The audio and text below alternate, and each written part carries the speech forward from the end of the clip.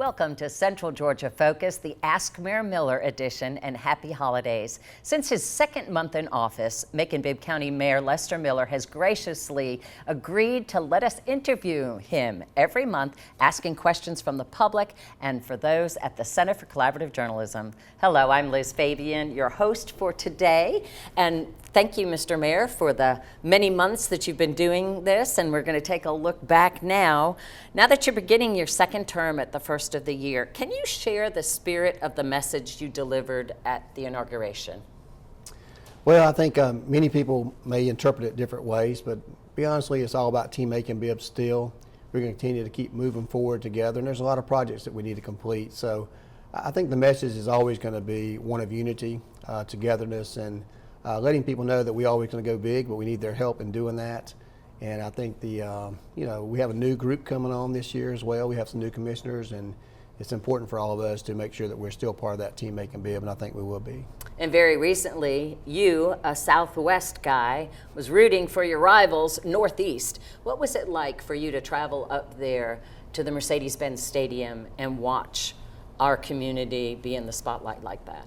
Well, I always support everything coming out of Macon. Doesn't matter what high school I went to, or what fraternity I'm in, or what church I go to. But I think the importance of that event was great for our community.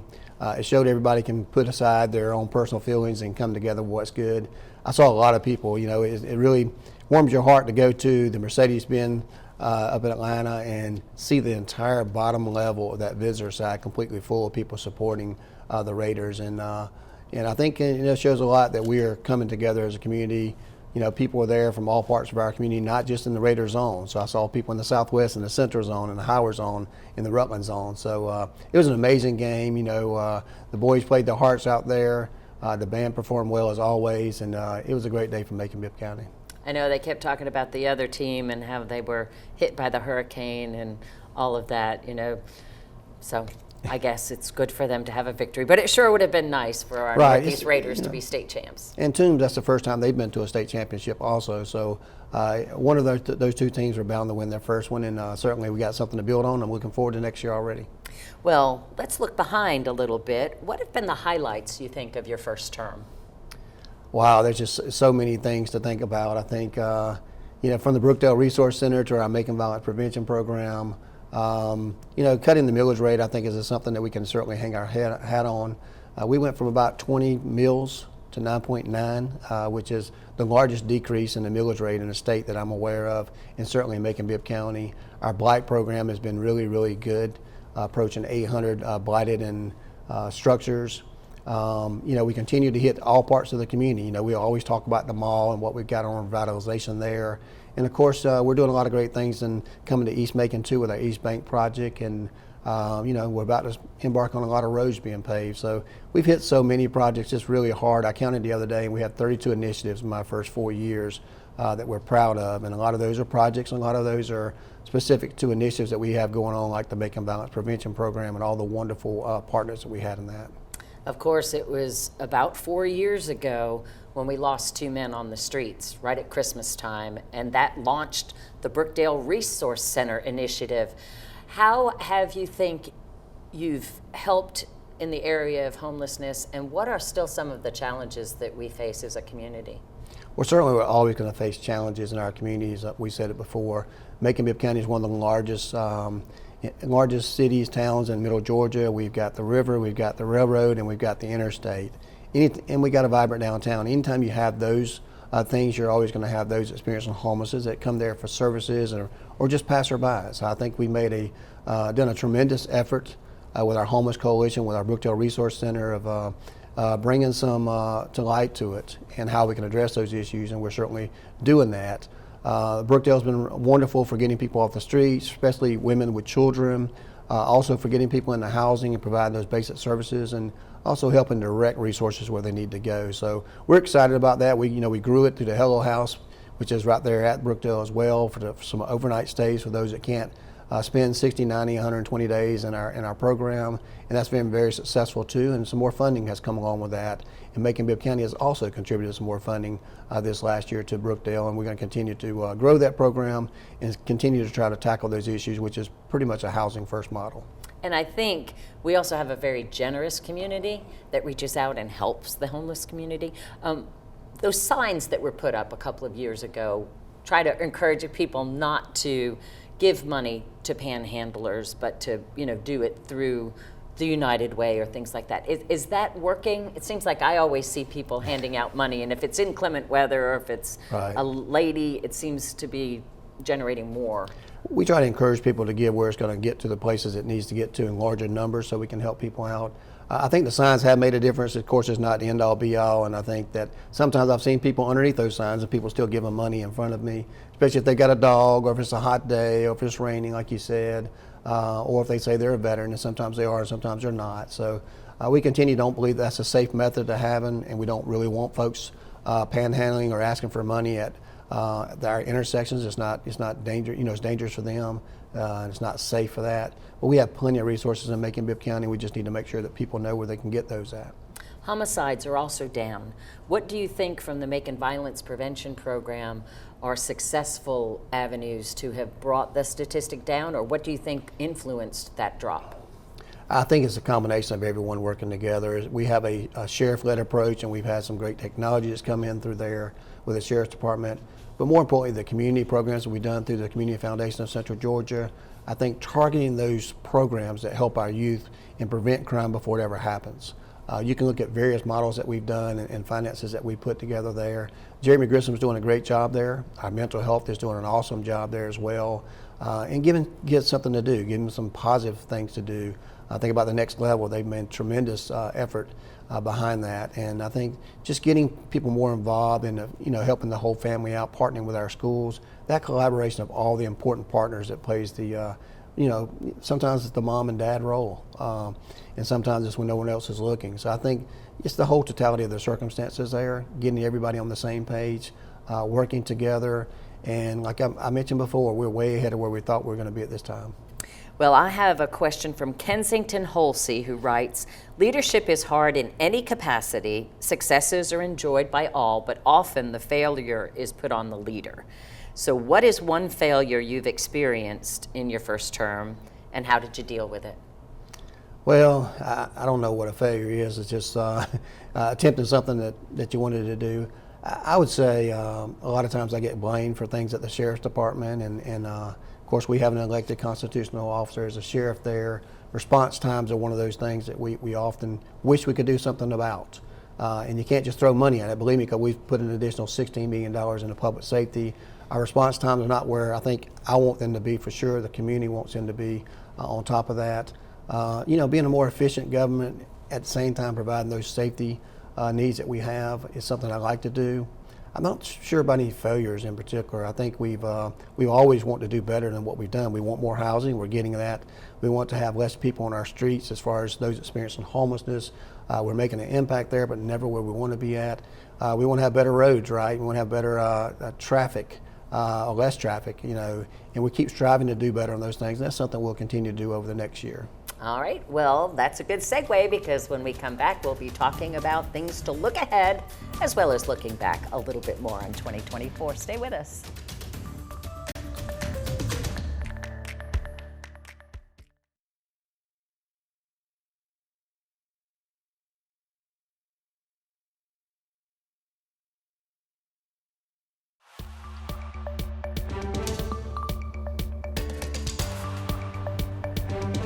Welcome back to Central Georgia Focus, the Ask Mayor Miller edition. Now, of course, the old Hilton Hotel is coming down at the start of the new year. What do you see taking its place?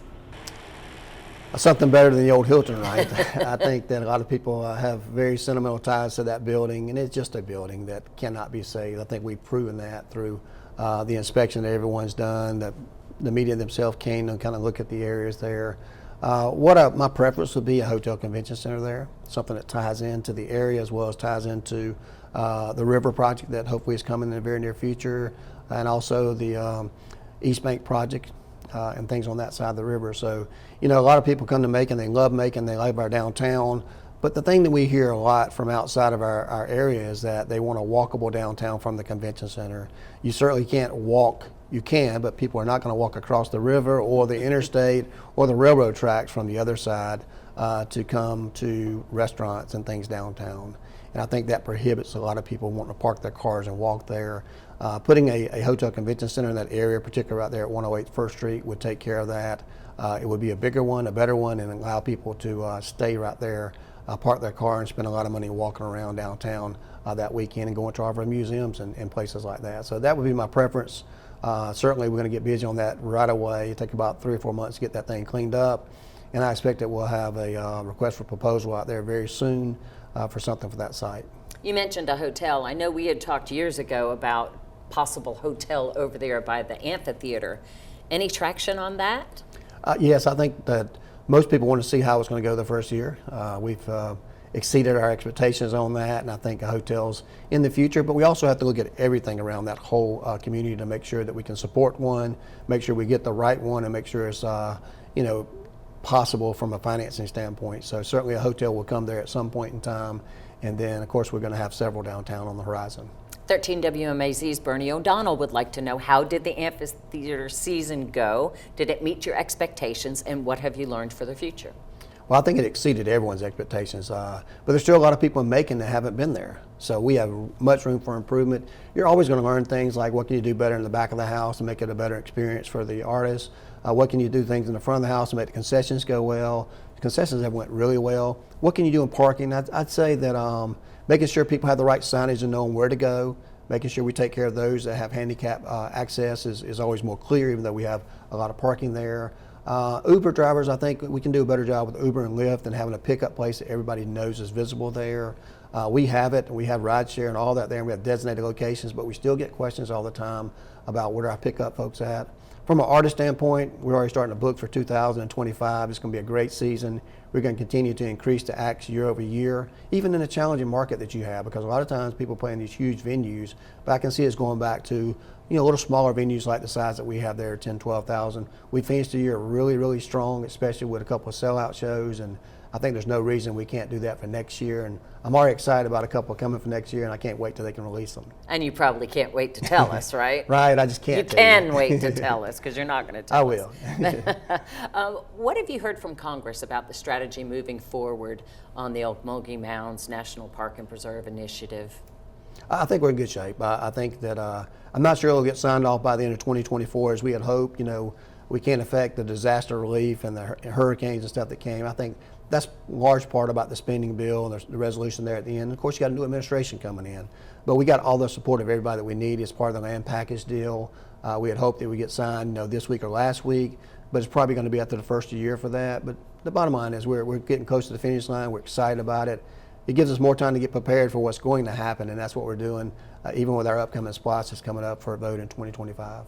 And in March, local Macon-Bibb County leaders are going to the FEMA Institute to learn about disaster preparedness with the Muskogee Creek Nation representatives. How do you see that relationship between Macon and the nation growing in the future? Well, I think it's getting bigger and stronger. I think that's one of the things outside the economic impact there for the national park is to build that relationship, to kind of see what we can learn from each other and kind of join hand in hand like we've done there in City Hall. But I think we're going to continue to see that. We'll see some economic development. We'll see some a better connection between the Muskogee Creek Nation and ourselves. And I think we have a lot that we can learn from them, and hopefully they can learn something from us. Of course, March 18th, the SPLOST referendum. Why should Macon-Bibb County residents continue paying an extra penny on the dollar sales tax? Well, first of all, I think it's the most creative way. We know that 68 to 71%, I went back and looked at the study that was done, it's actually 71% of all the 1 penny sales tax is made by people who don't live in our community. So we're getting a 71% gift from those that don't live in our community without increasing our property taxes. I think we've been good stewards of the taxpayers' dollars in the SPLOST, and that's a reason to do it. But more importantly, it's the only real way we're going to get these roads paved. We can't charge you enough money on your taxes to pave all the roads that we have to pave in Macon-Bibb County, and that's going to be the primary focus there. It's one of the primary focuses. There's many in there. If you look at the ballot language, you'll see things that everyone needs. Anything you say you could want will be covered in that ballot language. But roads are on the top of the minds of a lot of people. Of course, our public safety continues to do that. There's no doubt we have aging facilities and some of our recreation, and also our civic center, our Coliseum could use a new build more than just a rehab. And of course, we're still looking at what we're going to do with the jail situation. So those are all reasons that the only way we're going to pay for these things is through a 1 penny sales tax renewal. It's not a new tax. Without that, then property taxes would almost double to meet the needs of those things. It's a $450 million package over 10 years. And this is the first time when you were talking about Convention Center and Coliseum, made me think, are you thinking across the river? Because you mentioned that earlier, so that's a possibility. Well, I can see the Convention Center, Hotel Convention Center on the downtown side of the river, and I can see maybe a new arena on the other side. A lot of times, we don't want to lose any competition at all. Macon-Bibb County is losing some share to other places like Augusta and Savannah and Athens, and that's kind of our bread and butter with tourism. So we have to make sure that we keep up with the Joneses, at least as far as that's concerned. And I think we all can recognize that building is old, needs to be replaced, and certainly a SPLOST gives us an opportunity to at least start that process. Kennesaw State University architecture students spent their semester dreaming about what could happen as a new gateway to Macon on the other side near Greenwood Bottom. Do you think that that's a possibility going forward? I certainly do believe it is. It has some challenges there, particularly since it's a state road. We have a lot of logging trucks that go down that road, and it's kind of narrow, but and it has some issues there with stormwater and wastewater coming through there. But certainly we're going to look at that. They did a great report. I had a chance to kind of meet and speak with them myself. Of course, they did dream big with other people's money, and a lot of times that can happen. But we have a couple of commissioners who want that to happen, especially around the Greenwood Bottom area out there. And certainly this next 4 years, I'm willing to consider that and see how we can find some money for it. There's a lot on your plate for the next 4 years. Is that going to be enough, or are you going to push for a third term or the elimination of term limits? Well, I think that I hope the delegation will respect the request from the commission in the upcoming year to consider 3 terms for the mayor, whoever that may be, as well as the same 3-year term or more for the commissioners. I think we've seen that we've done some good work there, and certainly it's not finished yet. And it's hard to do that within a short period of time. We still have a lot to do because we're just now starting the airport, and that's a job in itself. That's true. And they're going to start. We just awarded that bid, and someone will start getting to work on that in the next month, and we're very excited about that as well. I've heard President-elect Trump say that in his first term, it seemed like everybody was fighting him at every turn. But now, he said everybody wants to be his friend. Are you experiencing something similar? It just seems like the sneaker ball and different things that have happened, there's just been kind of an uplifting momentum. Are you feeling a shift? I'm not sure about a shift. I think we've been on a honeymoon since day one, and I don't see any reason it can't continue. We really haven't had a lot of pushback, knock on wood. We passed every single item that came before commission.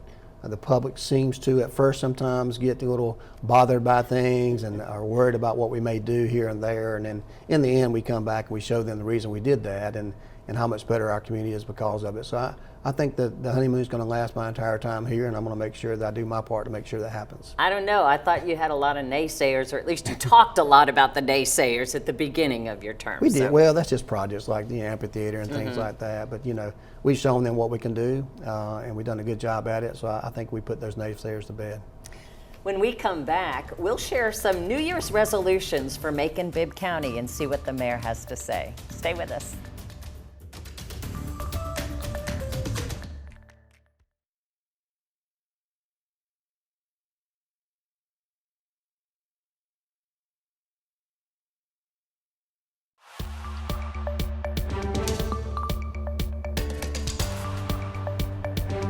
Thank you for staying with us for Central Georgia Focus, the Ask Mayor Miller edition. So, Mr. Mayor, do you personally have any New Year's resolutions for 2025? Wow. I try not to make resolutions too much. I want to do a better job than I did the year before, whatever that may be. One of my resolutions this next year is to make sure we have less potholes in our community than we had the previous year. I think that's one that's going to be easily achievable this year, thanks to the SPLOST, and I think that many people will probably share that resolution. But I just try to build on one. I want to be a better person, better man, a better mayor than I was the year before, and I'm going to continue to strive to do that. Well, we asked the public if they would contribute some New Year's resolutions that they think would be a good idea for Macon-Bibb, and we have some coming in. Jeff Bridges says that he thinks that no new lofts should be built downtown without off-street parking. Is that a good resolution? it may be a good resolution, but that's simply not going to happen. It's not enough for that. But I do believe that the people who invest in lofts ought to have ample parking there. I think a lot of the new ones that we've done have designated parking spaces.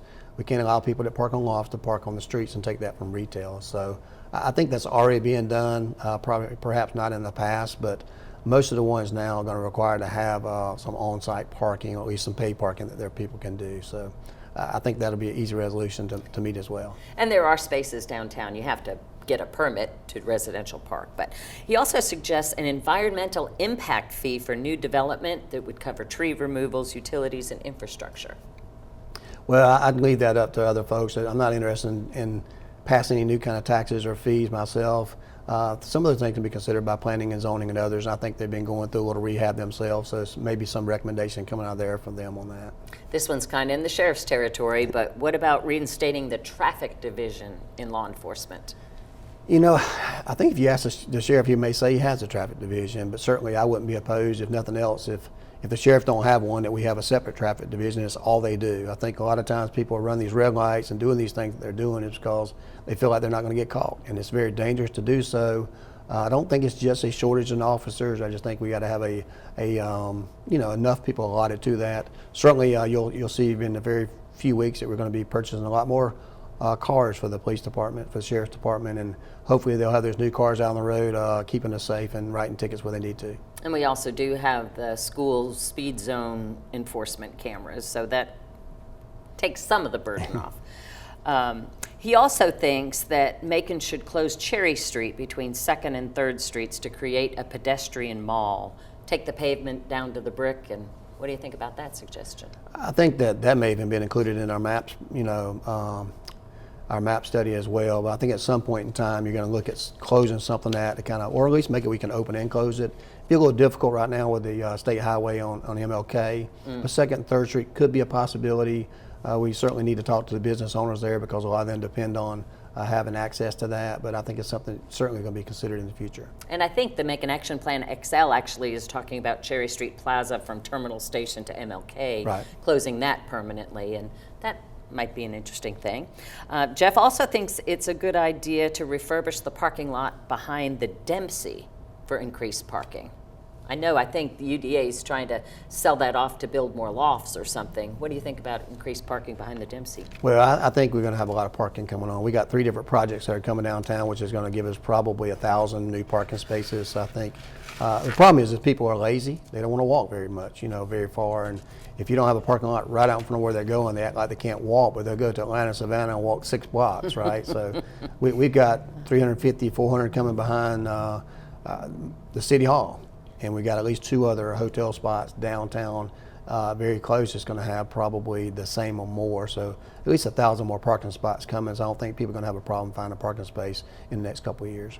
And I have one. Can we be honest about recycling? Is it working? I mean, are we actually able to keep things out of the landfill? I know not our landfill, but I've been hearing things that most of the stuff gets trashed anyway. Is that the case? I don't know about that. I think that recycling is a very expensive proposition. People don't pay enough for that. That's all the time we have. We'll have to look forward to more questions from you at mercerccj@gmail.com for the next time we sit down. Thanks for joining us. Happy New Year.